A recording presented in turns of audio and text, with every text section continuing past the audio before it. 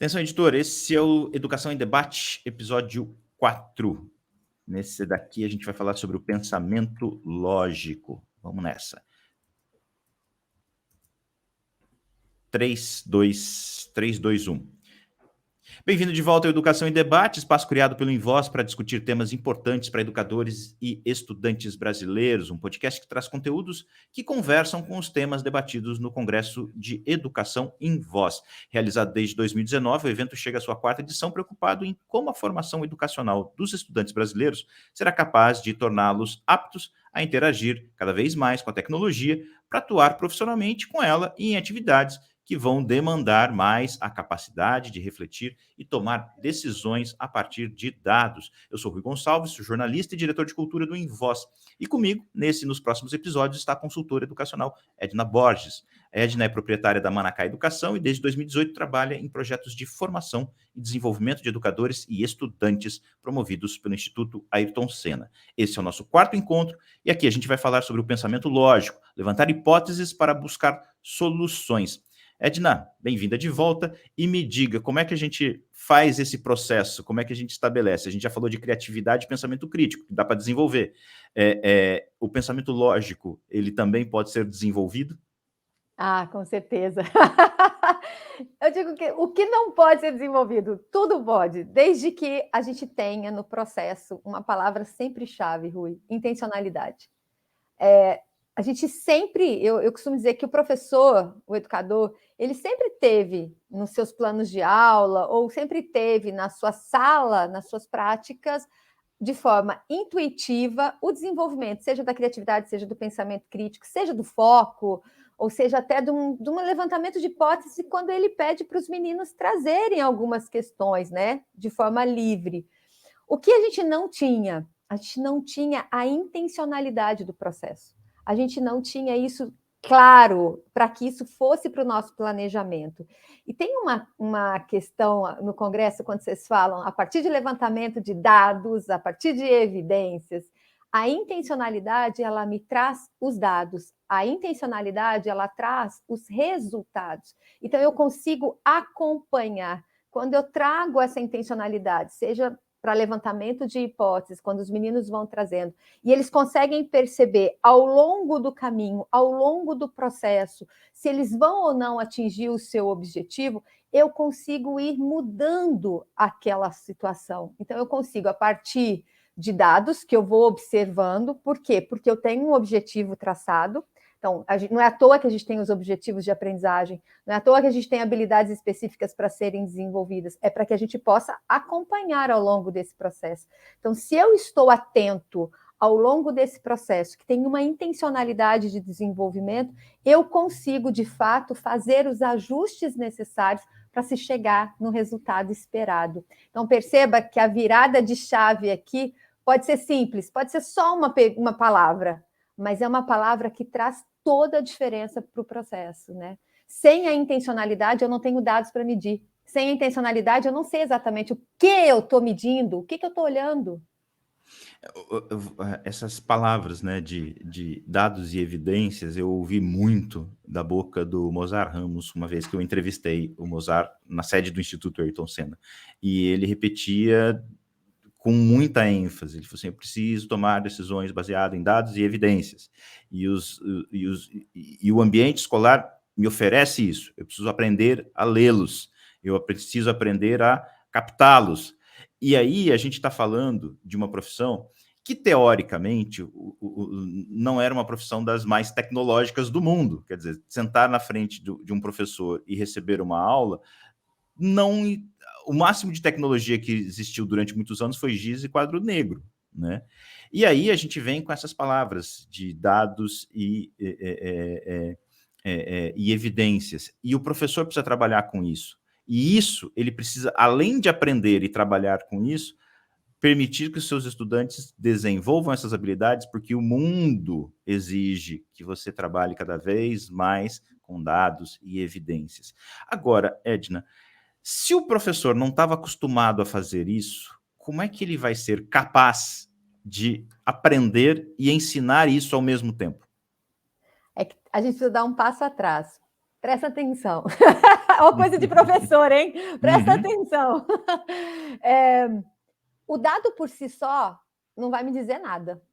Então, olha, gente, como o negócio é muito maior e implica em muito mais ação. Então, assim, qual é o olhar que eu lanço sobre esses dados? Lembra quando a gente fala que mais importante do que as respostas dos meninos, se sim ou não, são as perguntas que eu faço para ter, de fato, esse questionamento sendo feito. Então, mais importante que os dados é o que eu faço com esses dados. Aí vem a história da tomada de decisão. Transformar dado em informação. Exatamente. Senão o dado por si só, Rui, é mais um dado, cara. E a gente tem um monte de dados.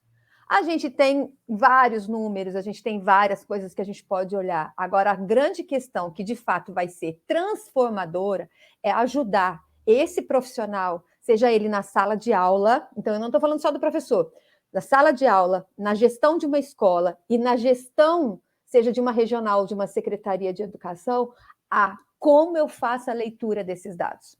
Qual é o olhar que eu lanço sobre esses dados? Porque muitas vezes o dado é o mesmo. O que muda? A decisão que eu preciso tomar. Porque o professor tem uma decisão dentro de um nível que é a sala de aula. O gestor de uma escola tem uma decisão mais ampla, que é uma decisão mais de escolar, né? da gestão da escola. E assim sucessivamente até a gente chegar nos níveis maiores. Então, os dados podem ser muitas vezes o mesmo. O que vai mudar é o quanto eu estou preparado para a tomada de decisão e o olhar que eu vou lançar para fazer a leitura e interpretação desses dados. Aí eu preciso me preparar. Aí eu preciso olhar para, de fato, o que eu quero. Onde é que eu quero ir? Qual é o meu objetivo? E que dados são esses que estão aí diante dos professores? E que dados são esses que o mundo oferece para os estudantes que precisa ser lido e interpretado?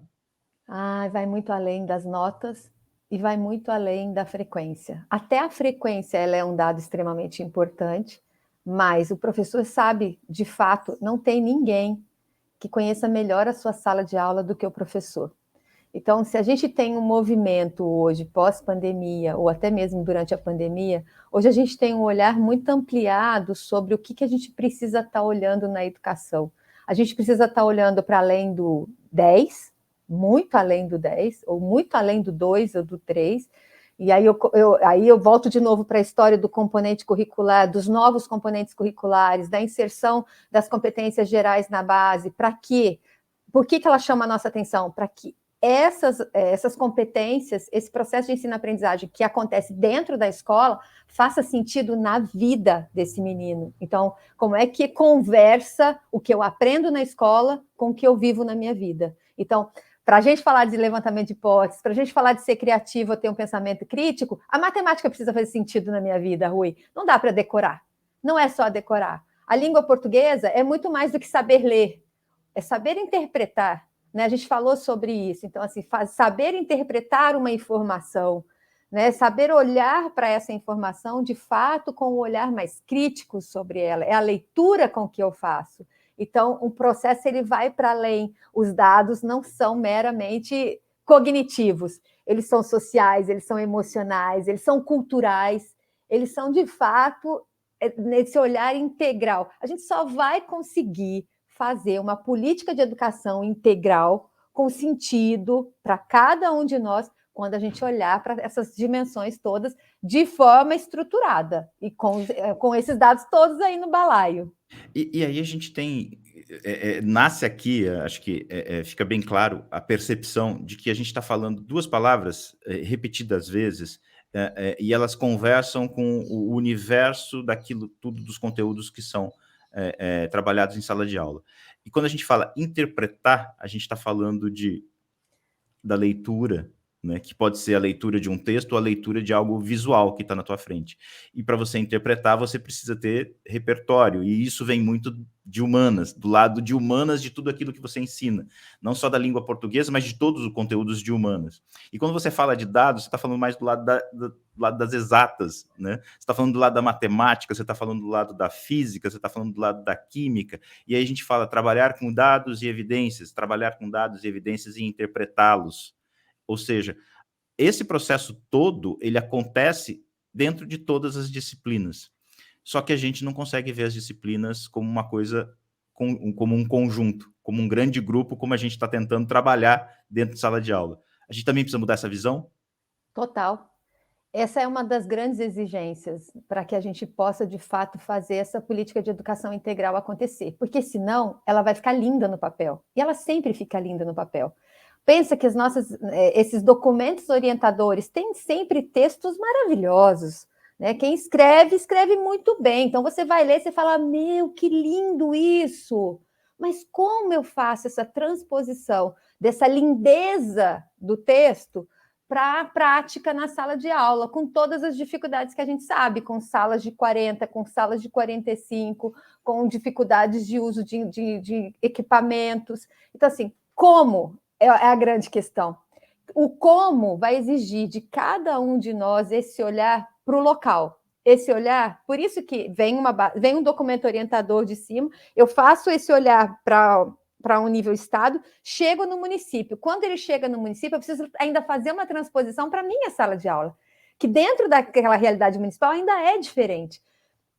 Tem uma coisa aqui que é essencial, Rui.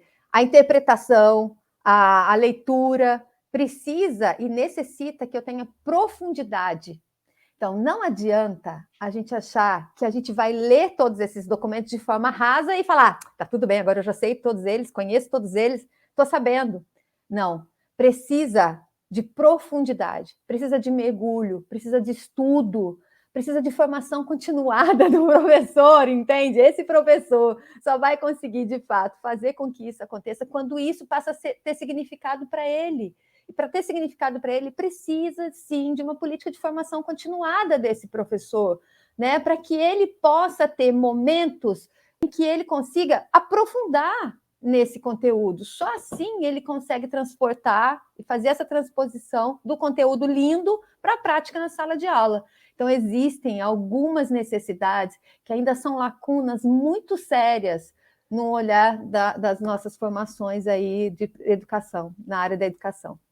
Bom, a gente está falando de cobrir, de tapar esses buracos para a gente conseguir seguir por esse caminho, e um dos buracos que a gente precisa tapar é efetivamente a integração entre a escola e a comunidade, porque você está trazendo o seguinte aspecto: isso é determinado no alto nível, digamos assim, e lá longe da realidade da sala de aula. E isso tem que vir sendo adaptado e interpretado à realidade de cada etapa que ele faz desse processo para chegar na sala de aula. E quando chega na sala de aula, o professor não pode estar sozinho. Ele tem que estar junto com os pais, principalmente. E esse é o tema do nosso próximo papo. Vamos lá para o nosso quinto encontro. Edna, Bora. a gente se vê no próximo episódio. Até já.